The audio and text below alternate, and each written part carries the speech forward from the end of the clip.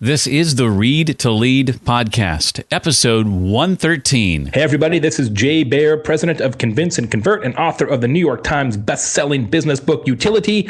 You are listening to my pal Jeff Brown on the Read to Lead podcast, where leaders read and readers lead.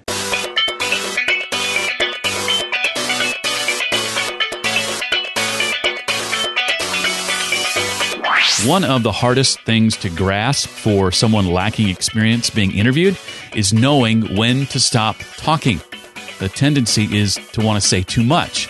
Welcome to the Read to Lead podcast with Jeff Brown. Jeff believes that if you desire to achieve true success in business and in life, then consistent and intentional reading is a must. The Read to Lead podcast will not only help you narrow this ever-important reading list, but also bring you key insights and valuable feedback from some of today's most successful and inspiring authors. And now, here's Jeff. Hi there, I am Jeff, and I would like to welcome you to the podcast that is dedicated to your personal and professional growth. The topic of leadership is always a central core part of our discussion each episode, but we also dig into things like personal development, productivity, career, business, marketing, and entrepreneurship.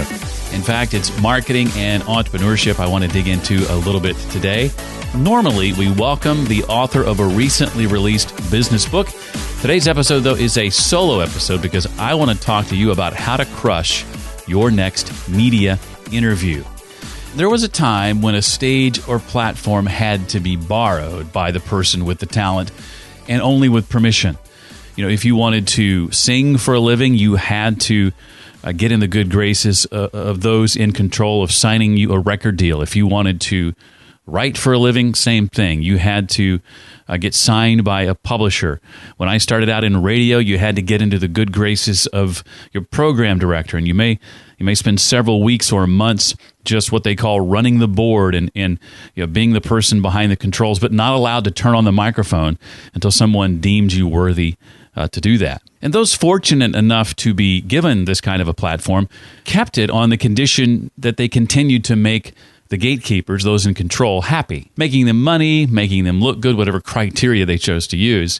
And in many ways, this model is still in play, of course, but as more of us make a choice to start a side business, become a solopreneur, a freelance blog or vlog, start a podcast, or any other type of content creation, our ability to leverage larger, more traditional platforms has been strengthened. In other words, the more successful your solo endeavors become, the higher the demand for your presence as a guest, not only on blogs and podcasts, but traditional stages like radio, TV, and in mainstream magazines. And with this increased potential for exposure comes an increased importance in one's ability to communicate a message clearly and convincingly, and often in mere minutes. So with that in mind, as a former professional broadcaster, I want to present to you my 4 best tips to help ensure you crush your next media interview. You knock it out of the park. Number 1 is to adapt your style to the situation. In the new book, Steal the Show, author Michael Port, who was on this very show just a few weeks ago, he's a former professional actor, says it's possible to adopt different styles of behavior and still be authentic. He and I talked about that very thing. You may remember that. He says, quote, "We win when we present the best parts of ourselves, but not every part of ourselves. We succeed when we amplify the parts of our personalities that match the needs of the moment, and we set aside but don't hide the parts of ourselves that don't." In other words, if your interviewer is one whose style is thoughtful, sophisticated, and deliberate, take note to couch your answers in a similar tone and style. If your normal style is to say, shoot from the hip, or to be animated and whimsical, and you don't make an effort to adjust, you may, Michael says, cause conflict, alienate people, and limit your ability to excel.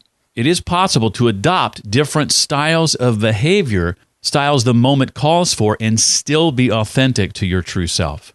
Number 2 is to understand why you were chosen for this interview in the first place.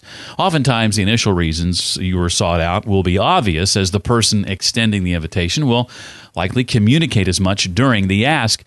Even then, though, there may have been assumptions made on their part about your background, experience, or your level of expertise.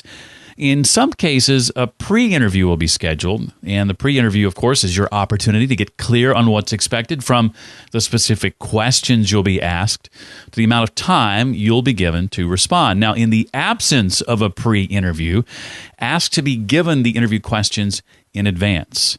Now, some interviewers don't want to do this, but I would encourage you to insist that they do so. And I've actually heard some say that this is the mark of an amateur. A comment like this one is pretty common. If they can't think on their feet, then they're not enough of an expert to begin with. Well, I disagree with that. A professional interviewer will understand that you are genuinely concerned with bringing the most value you can to their audience. And that's why you ask to see the questions. You want to do the best job you can. That doesn't mean that you're not enough of an expert or not a professional. At least not in my eyes anyway. And I think not in the eyes of most quality interviewers. Number 3 is avoid the temptation to tell all. One of the hardest things to grasp for someone lacking experience being interviewed is knowing when to stop talking. The tendency is to want to say too much.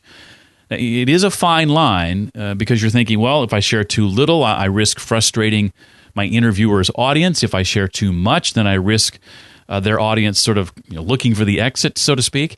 I think the sweet spot is to rehearse succinct answers to the questions you anticipate being asked. If the interviewer wants more, don't worry, they'll ask for it. So err on the side of shorter answers and leave it to the interviewer to pull out more if need be. And finally, compliment your interviewer. You will quickly endear yourself to your interviewer when you genuinely take advantage of any moments to shine the spotlight on them. In my last interview that I did with Jay Baer a couple of weeks ago in episode 112, he began a response to one of my early questions with something like, "Thanks very much, Jeff. I appreciate you acknowledging that." Now, with that brief remark, he helped communicate to my listeners that I'd done my homework and that I'd prepared better than average questions, all of which made me feel good and excited for the rest of the interview to come. Now, at the same time, avoid the tired, "That's a great question" at the beginning of any interview response. It's so overused, it's become sort of the equivalent of what I call audio wallpaper. Most times it sounds less like a genuine compliment and more like a stall tactic as the interviewee is trying to sort out their answer in their mind. There are certainly many more tips related to this that I could share, but these are 4 of my top tips for crushing your next media interview. Now, being interviewed, no doubt, can be intimidating, whether with traditional media like radio, TV, or print, or even non-traditional outlets like a podcast or a blog. The interviewer is looking for you to share your experiences and expertise with their audience as clearly and as succinctly as you can. Now, if you'll consistently follow these 4 tips, I believe you'll not only achieve your own goals, but that of the interviewer as well, which of course greatly increases the likelihood that you'll be invited back or referred for other potential interviews. As you build your brand and create content and attempt to expand your platform, I know that media interviews are definitely going to be a part of that process. I hope you found these tips helpful. If you have any of your own tips to share, feel free to forward those to me to jeff@readtoleadpodcast.com. To add your name to the notifications list for when Read to Lead University, the membership site, opens, just text the word university to 33444 if you're in the States. Otherwise, just make sure you're on our mailing list, and you can sign up for that anytime at readtoleadpodcast.com. Thank you to the GTB in iTunes for a 5-star rating and review, calling Read to Lead a wonderful podcast. I really appreciate that. If you'd like to leave a rating and review, a couple of places you can do that. readtoleadpodcast.com/iTunes if you listen to us there, or readtoleadpodcast.com/Stitcher.